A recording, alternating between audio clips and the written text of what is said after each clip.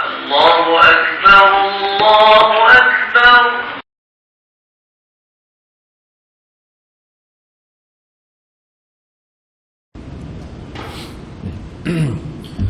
Assalamualaikum warahmatullahi wabarakatuh.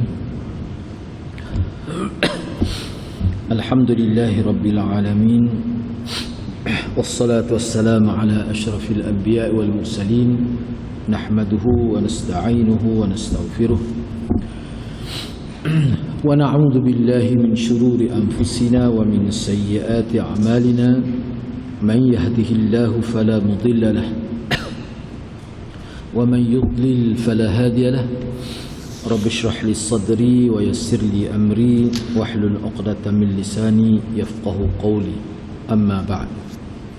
Alhamdulillah, bersyukur kehadrat Allah Subhanahu wa taala kerana pada malam ini dapat bersama. Insya-Allah pada malam ini saya akan sambung perbincangan kitab Al-Mishkatul Masabih pada hadis yang ke-10 muka surat 34. Yang mana perbincangan ini masih lagi berkait dengan siwak, yakni membersihkan ruangan mulut, ataupun dalam bahasa lebih mudah maknanya bersugi ataupun gosok gigi. Fasal yang ketiga, hadis yang ke-10. An Ibn Umar anna an-nabiy sallallahu alaihi wasallam qala urani fil manam atasawwaku bisiwakin faja'ani rajulan ahaduhuma akbaru min al-akhar fanawaltu as-siwak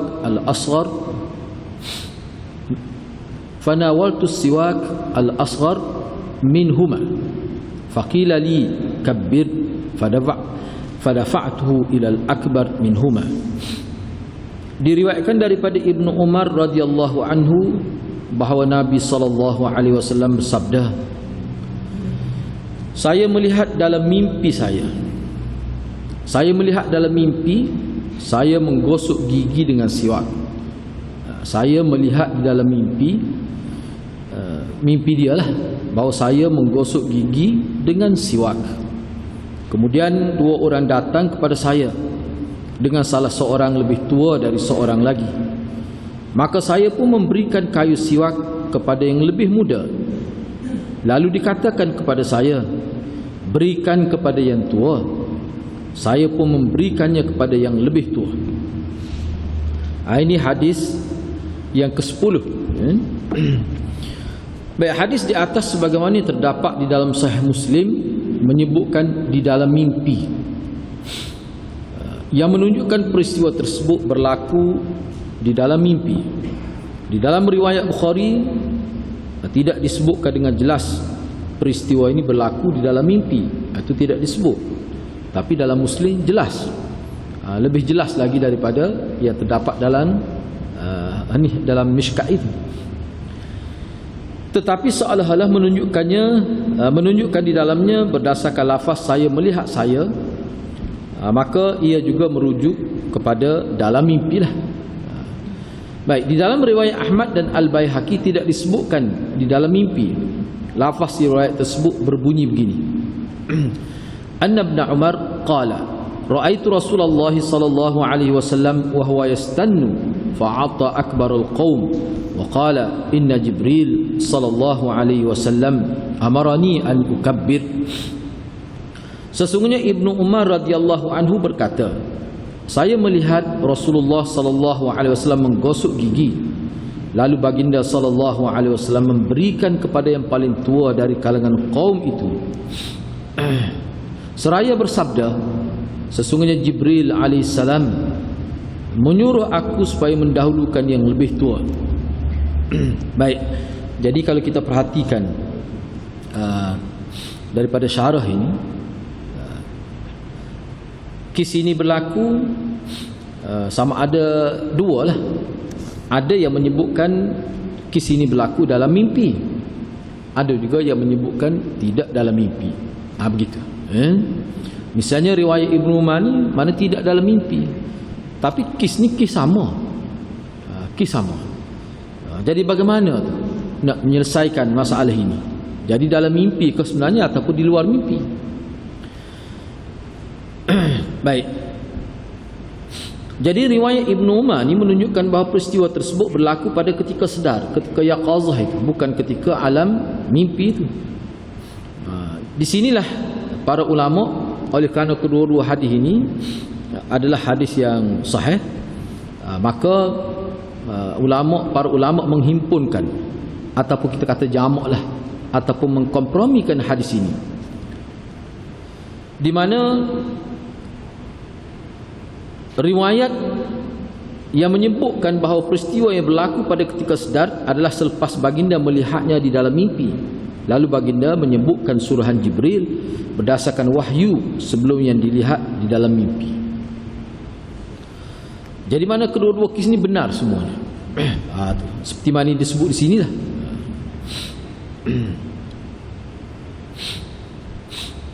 Jadi mula-mulanya perkara ini berlaku di dalam mimpi lah. Kemudian selepas Nabi sedar, selepas daripada itu. Jadi tidak disebut mana selepas tak, maknanya di hari yang lain. Mengikut riwayat Ibnu Umar. Jadi sebenarnya riwayat Ibnu Umar ni sebenarnya hasil daripada pendidikan yang Nabi dapat dalam mimpi itu. Yang mana dalam mimpi itu bila Nabi bagi kepada seorang yang lebih muda, maka Jibril menegur Nabi.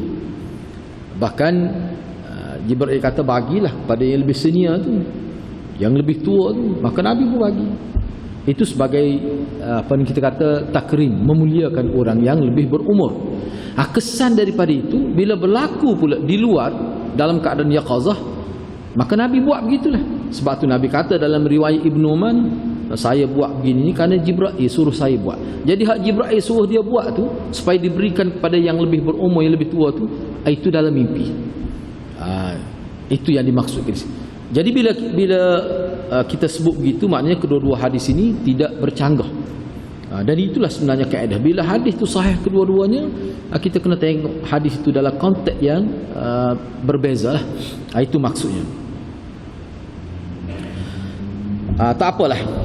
Zahir hadis ini menunjukkan kedua-dua lelaki itu berada di satu arah, sama ada di sebelah hadapan, kanan atau kiri. Mulla Aliul Qari berkata, itulah yang sesuainya. Maka Nabi SAW mendahulukan yang paling hampir, lalu diperintahkan supaya mendahulukan yang lebih tua.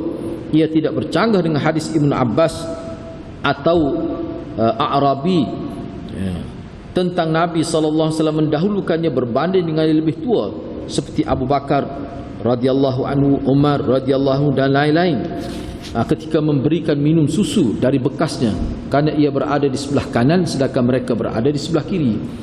Jadi perkara ini bukan secara mutlak lah, walaupun dalam riwayat yang kita baca ni daripada Ibnu Umar juga, kedua-duanya riwayat daripada Ibnu Umar, ada yang menyebutkan perkara ini berlaku dalam mimpi, ada yang mengatakan perkara ini berlaku dalam keadaan sedar, keadaan yaqazah. Jadi sebenarnya dia tidak bercanggah. Baik. Jadi kalau kita perhati kedua hadis ni, sama ada dalam mimpi ke ataupun di luar mimpi, dia yang penekanan yang diberikan adalah dari sudut kita kata seniority lah, kita kata mana dari sudut mana lebih tua, bagi kepada yang itulah. Tetapi kalau dilihat kepada riwayat Ibnu Abbas atau kes yang berlaku kepada orang Arab kampung, ini berkait bila Nabi nak bagi susu lah. Pada waktu tu sahabat-sahabat besar pada, Sayyidina Umar pun ada, Sayyidina Bakar pun ada. Tetapi Nabi bagi kepada Ibnu Abbas. Pada Ibnu Abbas tentu dah sahabat kecil. Ibnu Abbas ni sahabat kecil. Tapi kenapa tidak diberi kepada yang lebih kita kata berumur, yang lebih tua? Tetapi yang diutamakan Nabi dalam Ibnu Abbas ni adalah yang berada di sebelah kanan. Diberi pada Ibnu Abbas susu itu kerana Ibnu Abbas berada di sebelah kanan. Mana diutamakan yang kanan. Di situ dia tidak mengambil kira dari segi muda atau tua, tapi yang diambil kira adalah dari sudut kanan. Baik. Jadi sebelum kita baca kenyataan Ibnu Battal itu, sedikit ulasanlah berkenaan dengan perbincangan ini. Jadi di sini Mana dalam keadaan-keadaan tertentu kita dapati Nabi bila dia nak bagi sesuatu, misalnya susu dari Ibn Abbas ni, dia bagi kepada yang berada di sebelah kanan dia terlebih dahulu, iaitu Ibn Abbas lah. Padahal ada lagi orang lain, misalnya Abu Bakar, Sayyidina Umar, tapi dia tak bagi. Mana dia bagi pada yang sebelah kanan. Itu dalam riwayat kait dengan Ibn Abbas itu. Tapi riwayat daripada Ibn Umar ni nampaknya sama ada dalam mimpi ke peristiwa itu berlaku ataupun di luar, yang diutamakan adalah yang lebih tua. Apa maksudnya? Maksudnya perkara ini tidak secara mutlak lah. Mana tidak mesti kena bagi sebelah kanan, tidak mesti. Tengok keadaan. Tengok keadaan. Jadi kesesuaian itu diambil kira. Itu maksudnya. Mana kita tidak boleh katalah, mana kalau tidak bagi sebelah kanan itu kira tidak beradab, tidak mengikut sunnah. Tidak mesti begitu. Beri kepada yang lebih tua juga itu termasuk sunnah juga. Termasuk sunnah juga. Sebab takkanlah nak duduk sebelah kanan semuanya. Mana boleh begitu. Mana boleh begitu. Baik, itu maksudnya. Jadi perkara ni, jadi maksudnya isu beri kepada yang lebih tua, beri kepada sebelah kanan, itu isu yang ringan, bukan berat pun sebenarnya. Itu maksudnya. Ibnu Battal berkata, di dalam hadis ini terdapat saranan mendahulukan orang yang lebih berumur di dalam memberikan kayu siwak. Begitu juga sepatutnya mendahulukan yang lebih berumur ketika memberikan makanan, minuman, bercakap, berjalan dan sebagainya sebagai kias kepada siwak di dalam hadis ini. Ini termasuk dalam adab Islam. Al-Muhallaq berkata, mendahulukan yang lebih berumur lebih utama di dalam semua perkara selagi tidak berkait dengan susunan duduk. Jika berkait dengannya, maka sunnahnya ialah mendahulukan yang kanan. Itu khilaf. Muhallaq kata betul lah. Secara umumnya kita dahulukan yang lebih tua, yang lebih senior lah kita kata, yang lebih berumur. Itu sunnah. Itu termasuk dalam adab.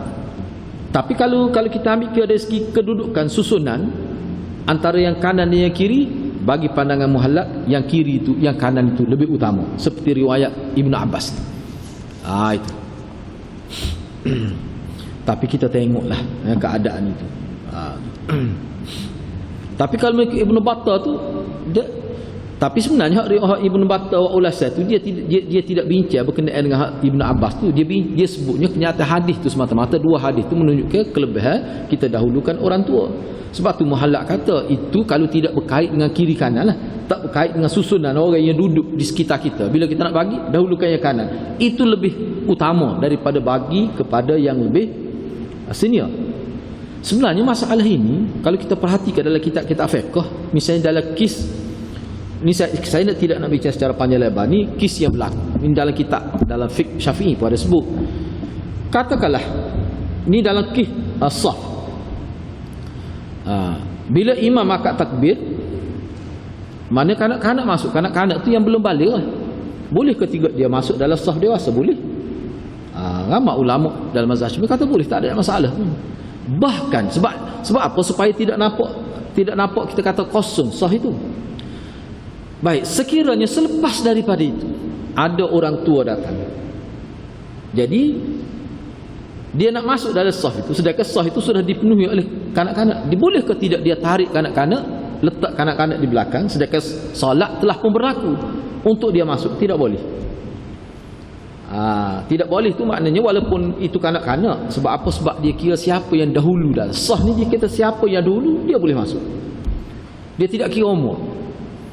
Kecualilah, ini boleh katakan ulama terima, kecualilah kalau dalam ketika penyusunan saf itu ada kanak-kanak, ada dewasa, itu ulama kata lebih baik kanak-kanak diletak di belakang lah sebelum dilaksanakan salat. Tapi kalau salat sudah berlangsung, tidak boleh ditarik kanak-kanak itu walaupun dia telah mengambil saf bersama dengan dewasa. Itu sebab tu dalam mazhab Syafi'i pun dia berbelah bagi berkenaan dengan boleh ataupun tidak kanak-kanak yang belum balik ini berada di celah-celah saf dewasa. Ada yang kata boleh, ada yang kata tidak boleh. Tapi ramai ulama dalam mazhab lain kata tidak jadi masalah. Banyak ada beberapa hadis Nabi yang kita bincang tentang Umamah. Misalnya jadi banyaklah. Jadi kalau kita pakai begitu sebenarnya lebih mesra. Masjid ni jadi lebih mesra kepada kita kata kanak-kanak. Cumanya atas pandang-pandang kita lah. Kalau anak tu tidak boleh dikawal, tu kita fikir sendirilah. Jangan sampai mereka mengganggu pula orang sedang solat. Tapi asasnya boleh. Asalnya boleh. Supaya tidak berlaku keganjilan. Kalau silap faham jadi berlaku ganjil. Setengah-setengah tempat tu tidak dibenar langsung kanak-kanak. Naik ke atas masjid tu menyebabkan susah lah orang musafir mari. Jadi kena bergila-gila. Tunggu di luar masjid sebab anak-anak tak boleh bawa masuk. Jadi itu satu masalah juga. Sebab tu kita kena lihatlah secara keseluruhan. Baik, tak apalah. Hadis yang ke-11. Jadi kalau kita perhatikan hadis tadi sebenarnya dia menyentuh berkenaan dengan siwak tu. Satu perkara lagi di sini tidak disebut. Jadi bagi kayu siwak tu untuk apa? Bagi untuk dia gosok gigi lah. Jadi kayu siwak tu kayu siwak yang mana? Dia begini, dia kayu siwak ni dia mana kayu siwak tu kadang-kadang dia panjang sebab itu dah. Kita boleh potong dia tu, patahkan dia bagi pada orang tu. Sebab style dulu kayu siwak ni dia lembut. Tak perlu kita guna tukul lah kata nak lembutkan dia. Cuma kita gigit saja boleh jadi lembut. Jadi kita bagi. Jadi bagi kayu siwak ni biasa sebab dia panjang. Sekarang ni kita kata kalau sejengkal tu mungkin payahlah. Itu maksud. Jangan difaham sebab dalam syarah hadis bukan bermakna Nabi bagi kayu siwak tu kayu siwak Nabi yang Nabi guna, Nabi bagi. Tidak begitu. Tidak begitu. Bukan maksud begitu. Sebab bagi kayu siwak ni untuk dia guna lah. Takkanlah Nabi bagi second hand tu pada dia. Pak Nabi telah guna. Tidak maksud begitu. Tidak maksud mungkin Nabi patahkan dia punya potonglah kayu tu Nabi bagi kepada dia. Itu yang dimaksudkan di sini. Baik, seterusnya hadis yang ke-11 an Abi Umamah anna Rasulullah sallallahu alaihi wasallam qala ma ja'ani Jibril alaihi salam qattu illa amarani bis-siwak laqad khashitu an uhfiya muqaddama fiyya. Daripada Abu Umamah radhiyallahu anhu bahawa Rasulullah sallallahu alaihi wasallam bersabda, tidaklah Jibril radhiyallahu anhu datang kepadaku kecuali dia akan menyuruh aku alaihissalam tu Jibril alaihissalam dasar pada teks Arab tu kecuali tidaklah Jibril alaihissalam datang kepadaku kecuali dia akan suruh aku menggosok gigi sehingga aku bimbang akan tercabut perbuatan itu. Aku bimbang jadi seolah aku macam cabut gigi aku. Kalau saya terjemah mafhum ni aku bimbang seolah-olah kok tercabut gigi aku. Nampak penekanan kuat sangat supaya gosok gigi tu. Setiap kali jumpa suruh gosok gigi. Enggak, kadang-kadang Jibril turun ni beberapa kali. Jadi acak lah gosok gigi. Aku bimbang kok tercabut gigi. Betul ke tidak ni hadis ni? Cuba kita tengok di sini.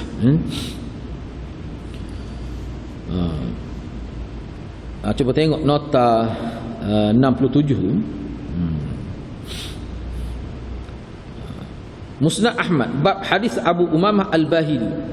Syekh Shu'aib Al-Arnaud dan Al-Albani menghukum hadis sebagai dhaif jiddan. Sangat dhaif. Mana tak boleh nak guna lah. Bila dhaif jiddan tu tak boleh nak guna. Asal makna hadapan mulut muqaddam tu dia asalnya begini ya. Kalau kita tengok dari syasih ni pun dia buat ni asal muqaddam fiyya tu maknanya aku rasa macam nak apa ni tercedera gosi tu. Tercabut gigi makna tercedera sebab muqaddam fiyya ni maknanya bukan makna gigi, gosi asalnya. Asal makna dianya. Tetapi yang dimaksudkan gosi itu gigi sebab tu diterjemah gigi. Ini termasuk dalam kaedah balaghah itlaqul mahal wa iradatul hal. Sebut tempat tapi yang dimaksudkan sesuatu yang berkait dengan tempat itu. Kalau kata nak pergi kerap, nak pergi apa ni? Ni orang kita kecek kan tak? Dia kata nak pergi apa ni? Cukup kepala. Ya, dia sebut kepala. Enggak, kalau orang tak ada rambut pun ada juga kepala. Ya. Tu dia termasuk dalam balaghah tu, cukup kepala tu nak cukur rambut. Nak buat rambut di kepala tu. Bukan kepala dia cukur sebenarnya. Rambut tu ataupun nak pergi kerak. Kita kata nak pergi cukur kepala lah kita kata. Style selembu putuh misalnya tu lebih terang lagi. Lembu putuh. Bukan lembu putuh. Tali putuh. Tapi orang kita kecil, orang faham. Rengkah kan? Lembu putuh.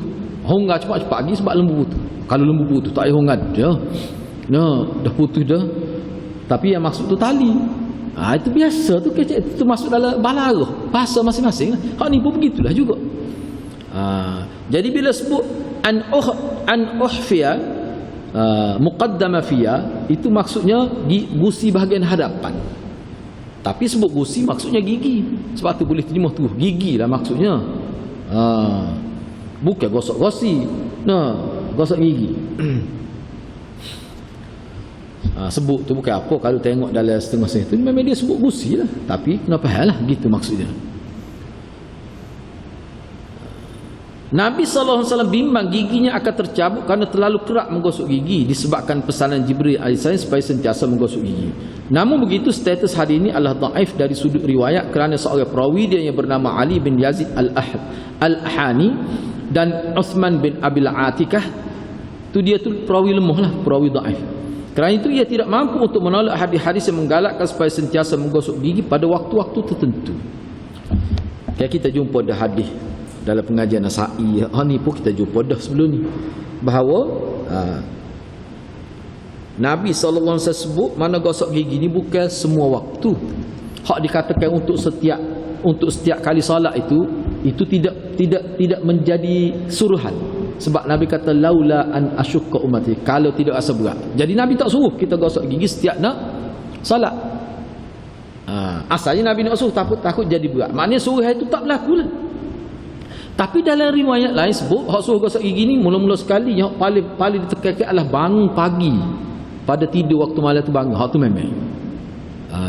Dan juga ketika ada riwayat ketika makan makanan yang berbau misalnya.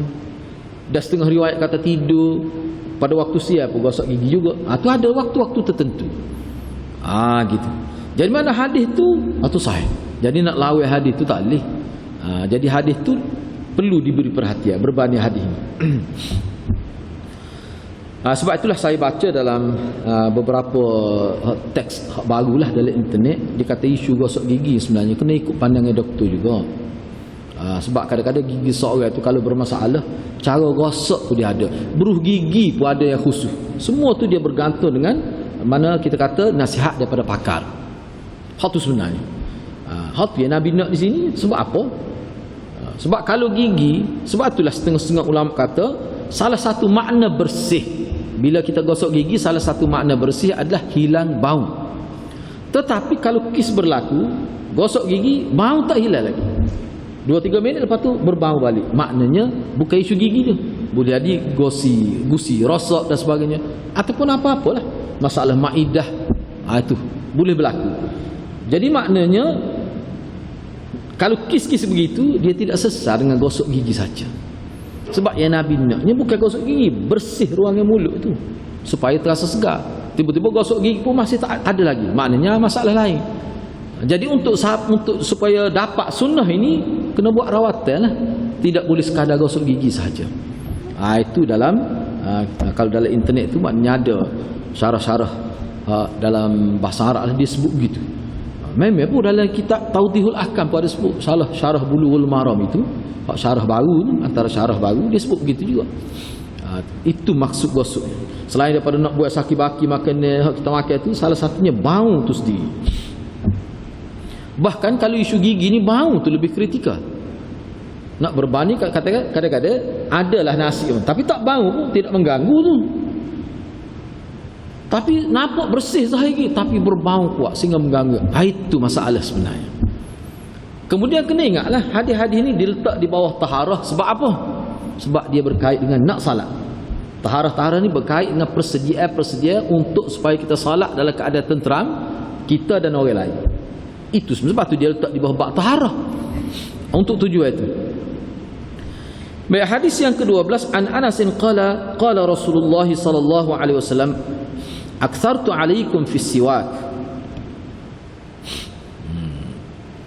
Daripada Anas radhiyallahu anhu katanya Rasulullah sallallahu alaihi wasallam bersabda, aku telah memperbanyakkan galakkan menggosok gigi atas kamu.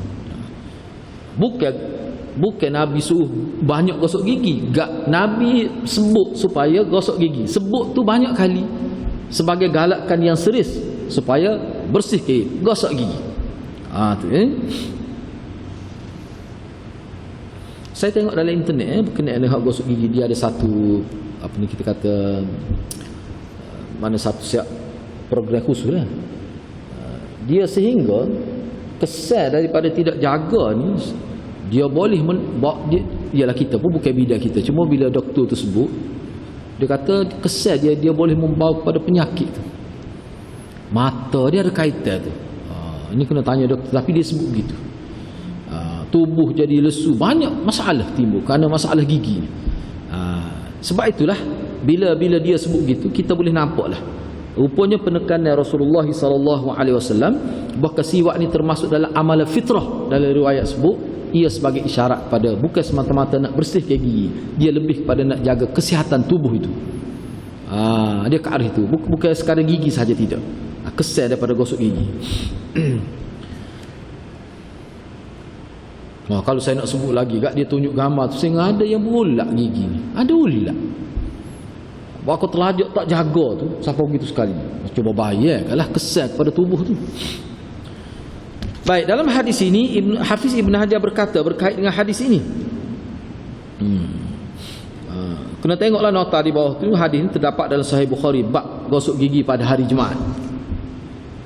Itu antara waktu dah. Kalau dalam Sunan Aisyah itu sebut antara waktu yang ditekankan adalah untuk salat Jumaat. Sebab salat Jumaat ni salat yang kehadirannya lebih ramai. Perlu lagi lah.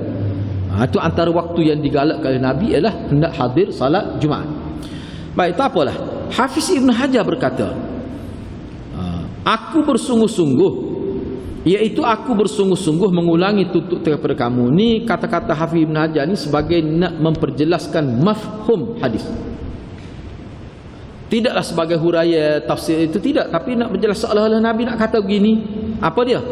Aku benar-benar bersungguh-sungguh mengulangi tuntutan kepada kamu supaya menggosok gigi, atau bersungguh-sungguh memberikan galakan supaya melakukannya. Ibnu Tin berkata, maknanya aku sering menggalakkan kamu supaya melakukannya. Memang sepatutnya aku melakukan sedemikian dan kamu mesti mentaatinya. Al-Kirmani menyebutkan bahawa ia diriwayatkan dengan lafaz majhul. Majhul madhi, iaitu aku sering diperingatkan dari sisi Allah supaya menuntut dari kamu agar selalu melakukannya.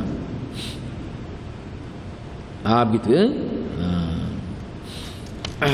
Maksud apa maksudnya? Maksudnya begini.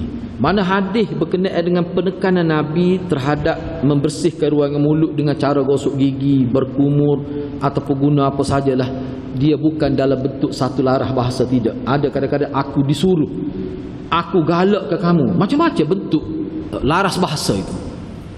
Telah disuruh aku, telah diperintahkan aku, macam-macam. Itu isyarat kepada bahawa galak ke gosok gigi ni suatu amalan yang diberi penekanan sebenarnya.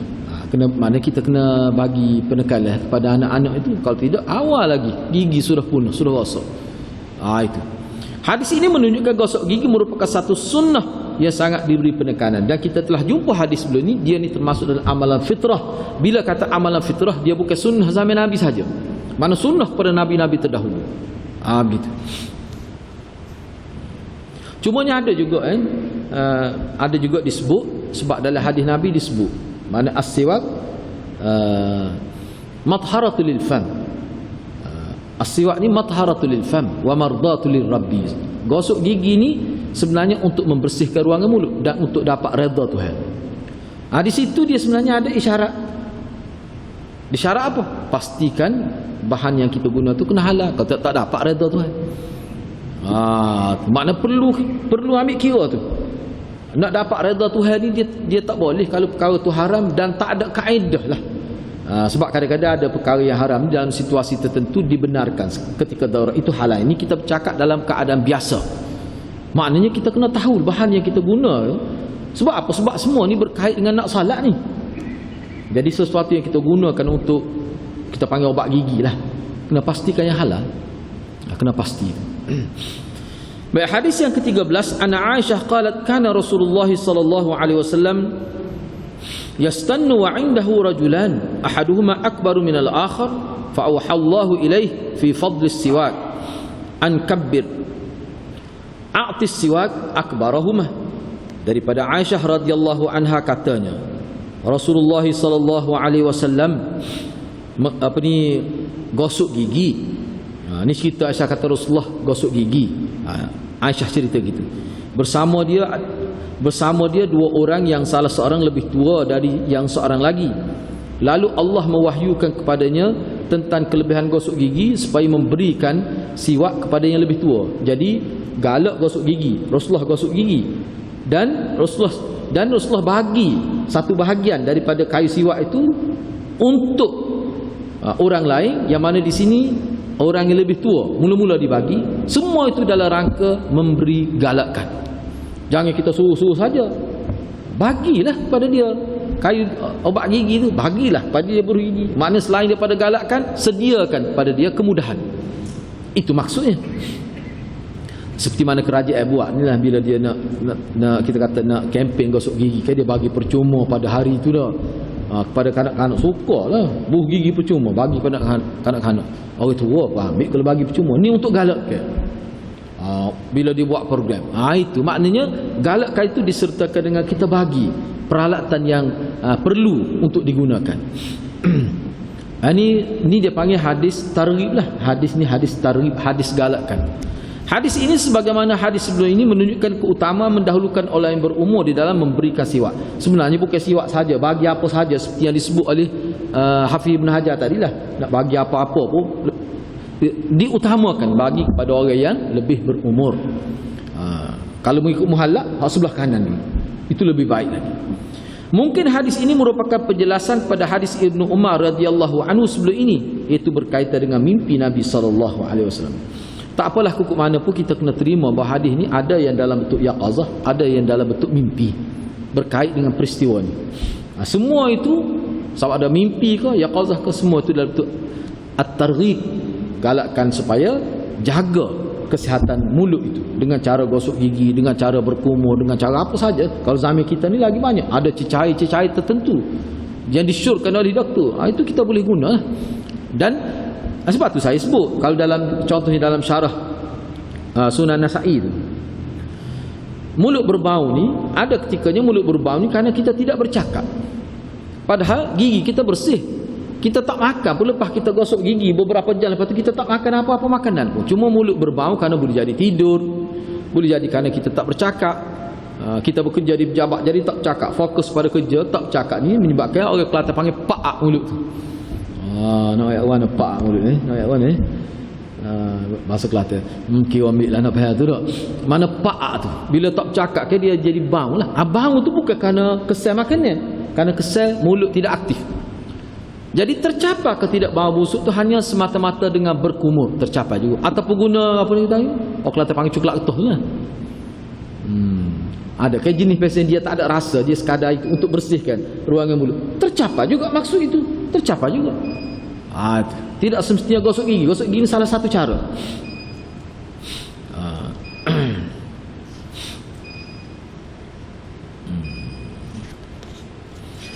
Yang terakhirlah, sebab hadis ini ringkas saja. Hadis yang ke-14, an Aisyah qalat qala Rasulullah sallallahu alaihi wasallam, tafdulus salah allati yustaku laha ala salah allati la yustaku laha 70 dhi'fa. Daripada Aisyah radhiyallahu anha, katanya Rasulullah sallallahu alaihi wasallam bersabda, sembahyang yang mana seseorang yang solat dalam keadaan sebelum solat tu dia gosok gigi, mana dia ada kelebihan. Di sini dibandingkan kelebihan dia tu melebihi sembahyang orang yang tidak gosok gigi. Lebihnya sembahyang 70 kali ganda. Orang solat dalam keadaan mulut berbau tak gosok gigi, dengan orang yang solat dalam keadaan dia bersihkan ruangan mulut, sama ada gosok, kumur dan sebagainya, lebihnya 70 kali ganda. Dari riwayat itu cuba tengok 73 Sunan Al-Baihaqi Al-Kubra, bab berkenaan penekanan supaya menggosok gigi ketika ingin salat. Okey, boleh tengok di situ dah. Cumanya hadis ni ada masalah lah. Dari segi cuba bacalah di bawah tu. Tapi kukuk mana pun mana ada penekan lah. Cuma kelebihan sampai 70 kali ganda tu saya bacalah di sini, cuba tengok bagi yang ada kitab ini. Baik. Jadi Imam Baihaqi selepas dia kemukakan riwayat ni, dia buat komentar. Imam Baihaqi selepas dia kemukakan hadis, dia buat komentar. Dia kata hadis ni adalah salah satu hadis yang dibimbangi termasuk dalam tadlis. Mana berlaku syok, kita bimbang hadis ni, takut berlaku susuk pandai pada perawi. Riwayat lebih saja hak kata 70 kali ganda, takut hak tu merupakan tambahan. Bukan Nabi kata pun kita bimbang gitu. Takut berlaku susuk pada begitu. Tadlis daripada siapa? Dia sebut si Muhammad bin Ishaq bin Yasar. Beliau tidak, sebab apa? Kebimbangan itu ada asas dia lah. Sebabnya beliau tidak mendengar dari Az-Zuhri, tetapi di sini tapi di sini beliau meriwayatkan daripadanya.